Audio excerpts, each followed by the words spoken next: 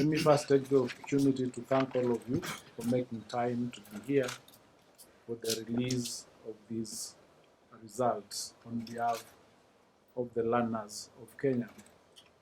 I'm honored to speak to you today as we mark the successful completion of the first cohort of the competency-based education learners from junior school.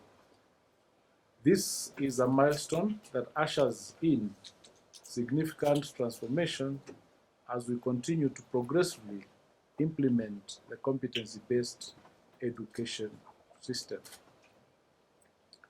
As you will recall, the government commenced the implementation of the competency-based education system in 2017.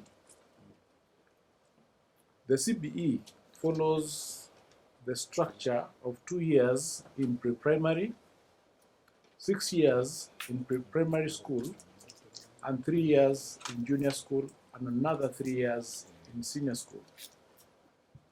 CBE is a transformative educational framework designed to equip our learners with the skills, values, and attitudes necessary to thrive in the 21st century.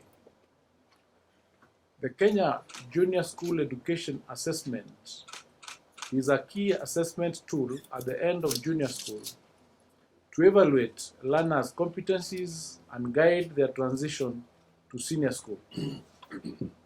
The assessment is a significant milestone in the implementation of the competency-based education. This assessment goes beyond what you know as traditional examinations. It focuses on identifying learners' strengths, aptitudes, and interests, ensuring that every child is placed in an environment where they can excel and realize their full potential. The purpose of KJSEA is threefold. Number one, it is to evaluate the learner's achievements of competencies acquired during junior school. Number two, it is to provide feedback for placement into senior school pathways, the STEM, the arts and sports science, and social sciences. And number three, it is to support progression and planning aligned with learners' strengths and interests.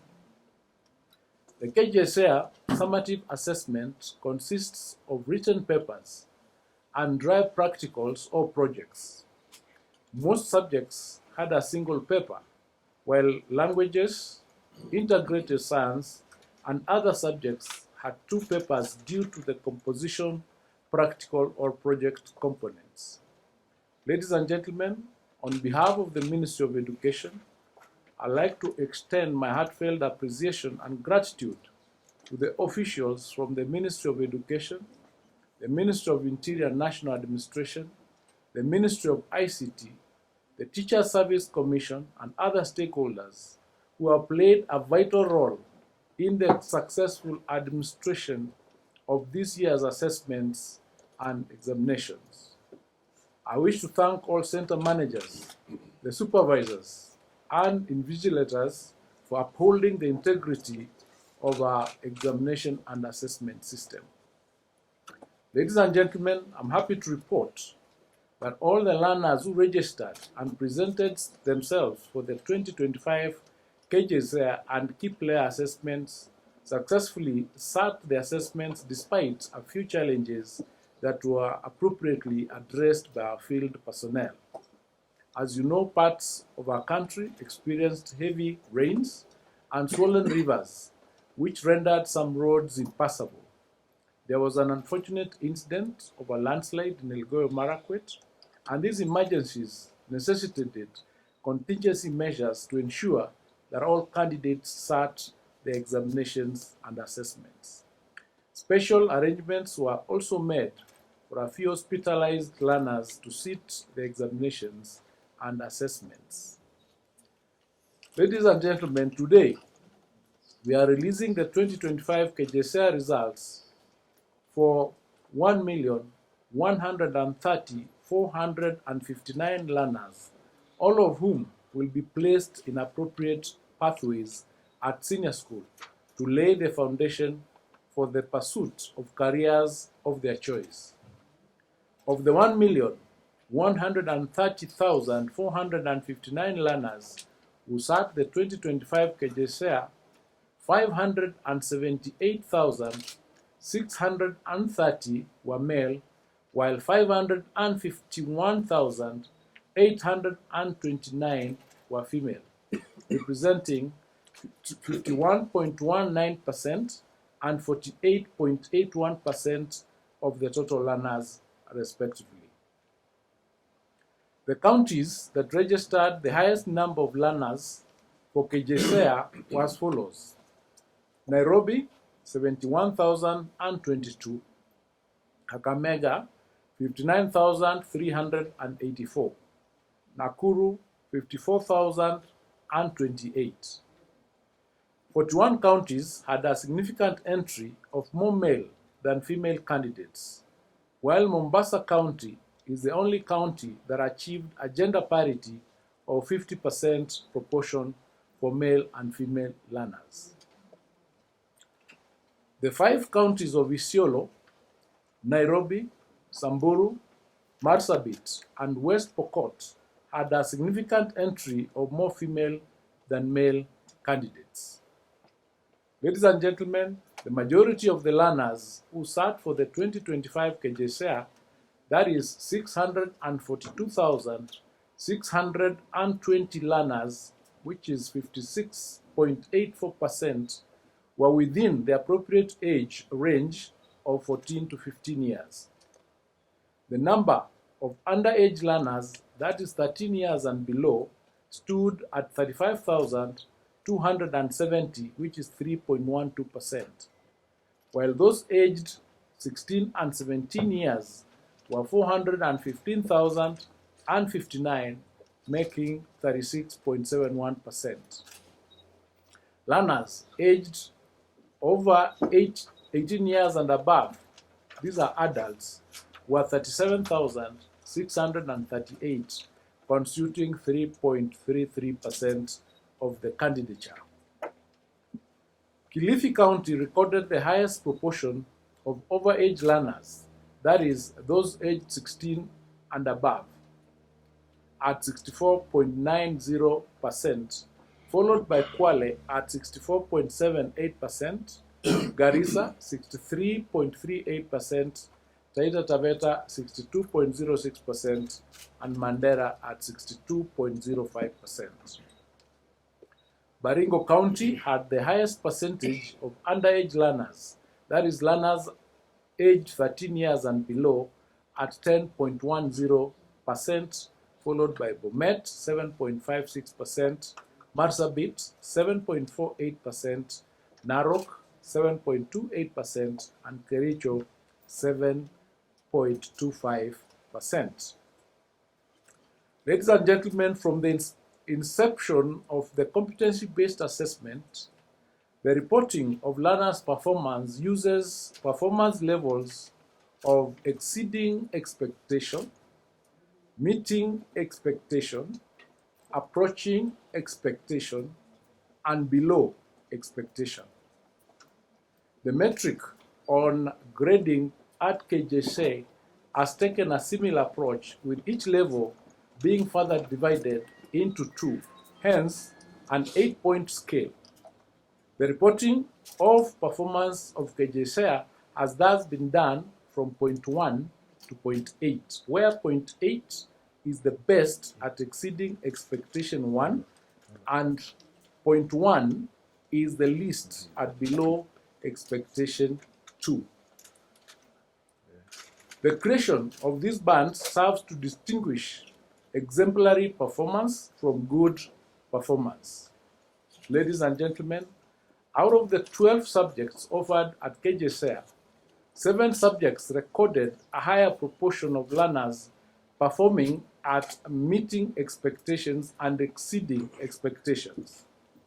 These were Hindu religious education at 84.62%, integrated science 61.77%, social studies at 58.56%, Creative Arts and Sports at 58.04%, Kiswahili at 57.98%, Christian Religious Education at 53.96%, and Agriculture at 52.26%. 75% of learners performed at approaching expectation and above across all subjects. Creative Arts and Sports registered the strongest performance with 96.84% of learners attaining approaching expectations and 2 above, followed by Agriculture at 96.2%, Kiswahili at 93.11%, and Social Studies at 92.93%. An approaching expectation grade is sufficient for learners to progress to senior school pathways that require basic competencies in the subject areas. Female learners outperformed male learners in the proportion meeting and exceeding expectations in 10 subjects out of the 12 subjects. The widest gender gap was observed in Kiswahili at 64.86% versus 51.41%, followed by CRE at 59.77% versus 48.39%, English 52.86% versus 48.45%, and Social Studies at 62.98% versus 54.35%. Of concern, however, are mathematics and the Kenya Sign Language, which recorded 32.44% and 22.14% of the learners performing at meeting and exceeding expectation, respectively. Of the 1,130,459 candidates who sat for the 2025 KJSEA, 59.09% have demonstrated potential to pursue the STEM pathway at senior school. 46.52% have demonstrated capacity to pursue the social science pathway, and 48.73% the arts and sports pathway. Ladies and gentlemen, the next important step is the placement and transition of learners to senior school. Learners will be placed to senior schools based on their performance and selected pathways, in line with the recommendations of the Presidential Working Party on Education Reform. The assessment of learners at grade 9 comprised 20% from the Kenya Primary School Education Assessment, 20% from the school-based assessment in grade 7 and 8, and 60% summative evaluation at grade 9. This summative evaluation is the KJSEA. As you already know, we clustered current schools based on the pathways that they will offer. This formed the basis of the selection of schools that learners and parents undertook earlier this year. As we speak today, the total capacity of the 9,540 senior schools is 2.2 million learners. A total of 929,262 learners will be exiting secondary school after the KJSEA this year. Senior schools will therefore have an extra classroom left by the fact that we'll only have 3 classes at this level. These classrooms are expected to provide extra space, enabling us to avoid overcrowding. We therefore have more than enough capacity to accommodate the learners whose results we are releasing today. The placement exercise will start next week and is expected to be completed by the 20th of December 2025. Grade 10 learners will be expected to report to their respective senior schools starting from the 12th of January 2025. Ladies and gentlemen, to foster access to basic education, the government will continue to provide capitation at the approved rate of 22,200 and 44 per learner per year in senior school. At the same time, we wish to emphasize, for the avoidance of doubt, that there has not been any revision of boarding fees or any other fees payable by learners in our schools. The prevailing guidance from the Ministry of Education on the amounts payable will continue to apply, as has been the case. Ladies and gentlemen, individual 2025 KJSEA assessment result will be accessed online through the link https://kjsea.nec.ac.ke. Learners will be required to enter the assessment number and any one of the names as per their registration data for the 2025 KJSEA assessment. The results will be accessible immediately after this function. And with that, ladies and gentlemen, it is now my humble duty and privilege to declare the 2025 KJSEA assessment results officially released.